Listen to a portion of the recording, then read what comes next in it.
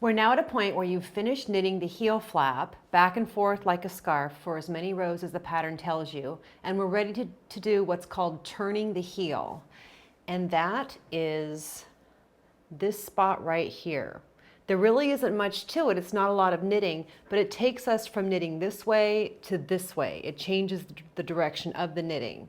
And it's kind of, it's not tricky, but it's just kind of weird knitting.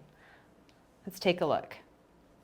Okay, here's our finished heel flap, and we're just keeping everything on the circular needles. All the red stitches are still there. We're just going to continue working back and forth on these stitches. So we start by slipping the first stitch, knitting 12,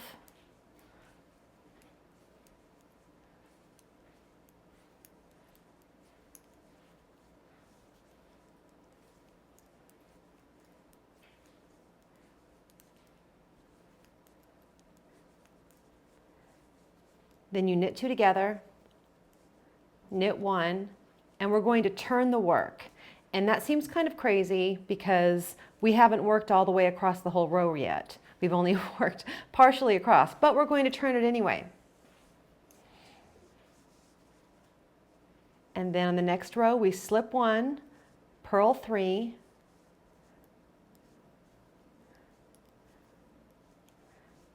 purl 2 together,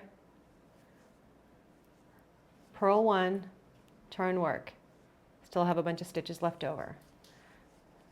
The next row, slip 1, knit 4,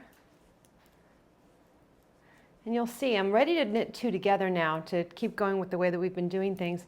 There is a big gap between these 2 stitches. It's easy to tell where your next knit 2 together or purl 2 together is because it's actually the big gap. And that's the way it works on most turning the heel patterns.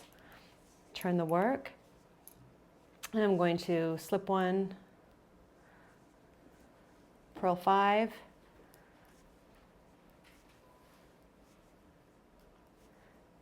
there's the big gap again, purl 2 together, purl 1, turn work.